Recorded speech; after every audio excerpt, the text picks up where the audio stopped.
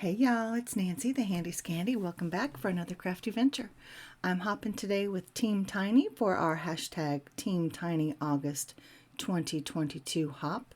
The theme this time is anything but A2 sized cards. So I have two slim lines to share with you today.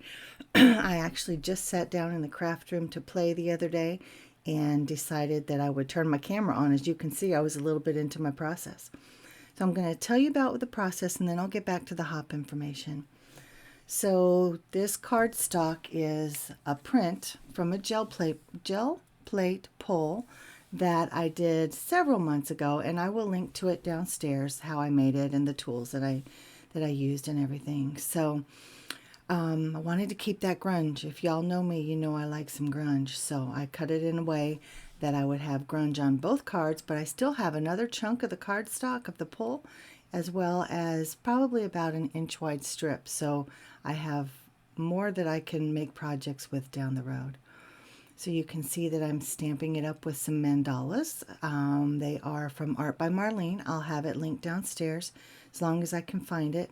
Of course, my links are affiliate links, so you just need to know that if you choose to use them, you will be supporting my channel by a small commission that I may make on sales. So just so we have that out of the way. The embossing powder that I'm using is actually called Embossing Dust, and it is from Stamplistic. The color is Toes in the Water, and the line is Black Dust. So that's a lot of words. Stamplistic is the brand. Black Dust is kind of the line, and it just means that it has black, black lace, I'm sorry. It means it has black flecks within the powder itself. And again, they call their powders dusts and not powders. Okay, that's out of the way. I really love the way that blue kind of tealy color contrasts with the oranges and the reds, or the rusty reds in the print itself. So I also made this one, which is monochromatic. So we have one contrast, one monochrome. And I'm just wondering if you guys have a preference to those color schemes. I'm looking at it and I really like both for different reasons. But you can see my process. I'm just stamping, heat embossing, and we'll go from there. I do a little bit of the grungy edge. I don't even know what to call the technique, where I run the ink pad along the edges, and then I put the edges in embossing powder, and then while that is still hot and melty, I just dip it into more of the embossing powder, and it just builds up the beautiful, crusty, grungy, elegant edge, and I love that technique. I need to come up with a better name for it. Y'all help me come up with a name for it. If there's already one and I don't know it, let me know. Otherwise, tell me what your thoughts are. What shall we call it? So now I will tell you about the hop. So Team Tiny is a Facebook group, and it consists of YouTubers, crafters. Most of us are card makers, and we all have less than 1,000 subscribers on our YouTube channels. So the idea is to support one another, get together and do hops, build our skills online, build our viewer base, if you will, and our online presence, all those good things.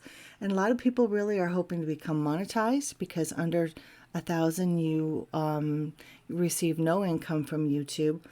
And there are also no commercials. So there's pros and cons, right, to being less than 1,000. When you're watching our videos, you're not going to be interrupted by a commercial in the middle of the video. Now, there may be one before or after, but never in the middle, because we don't get a commission from that. So, yeah, so if you would just hop along, watch my video, and then hop to the next one. When you type in the hashtag Team Tiny August 2022 hop, the entire playlist should populate, and you can just hop along in there. So I'm excited to see what everybody else has created. There are so many different types of cards that we can make that aren't A2. We just kind of get stuck in a rut. And these two are different sizes. I'll try to have the sizes listed downstairs, because I just don't know what they are. I just kind of cut and went for it. They will both fit in a legal envelope, so that's what mattered to me.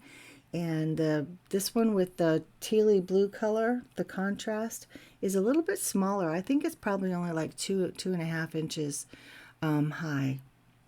And the other one I think is a full 3, maybe even 3.5. But again, I will measure them exactly, and I'll put that information downstairs in the description box. So I think that's it for the hop. There are no giveaways that I'm aware of, but sometimes people will have like a spontaneous giveaway on their channel. So you want to make sure you hop along to all the different channels, catch that inspiration, see how everyone interprets the theme, and see if there are any other giveaways or any giveaways going on the other channels. So what I was doing there, you saw me dipping the die cut sentiments into the embossing ink as well as the embossing powder. And when you do that and you do it over and over, you're actually creating a full-on element. They become thick, they become chunky, they become very clear and shiny, and they look like an acrylic element versus cardstock die cut sentiment or die cut word. They're very pretty.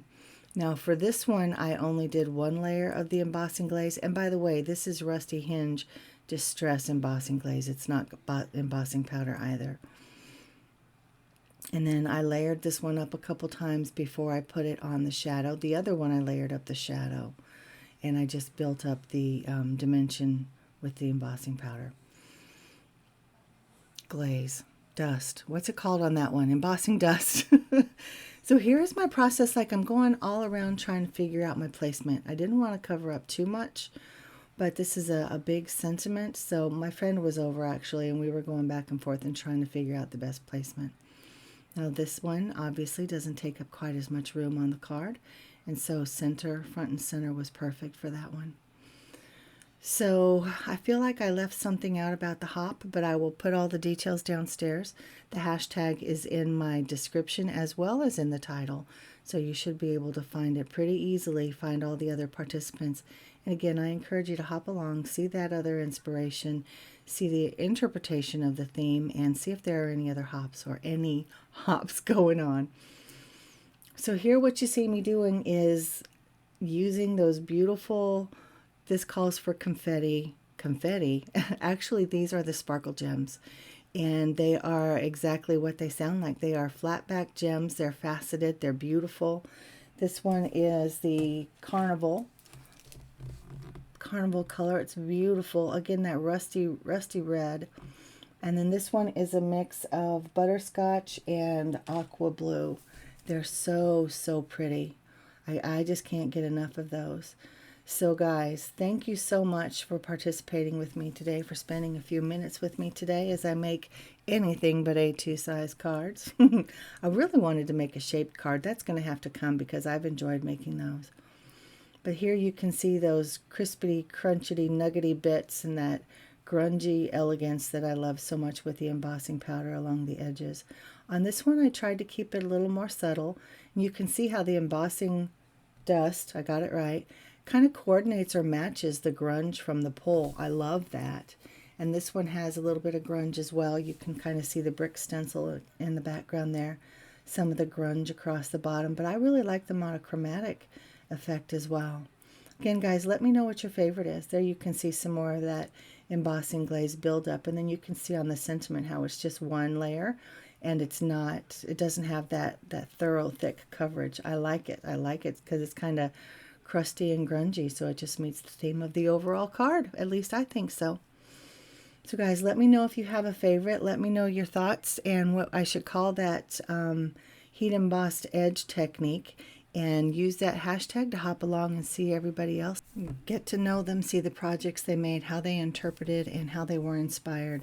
And until next time, guys, this is Nancy, the Handy Scandy. Till I see you again, I'm out.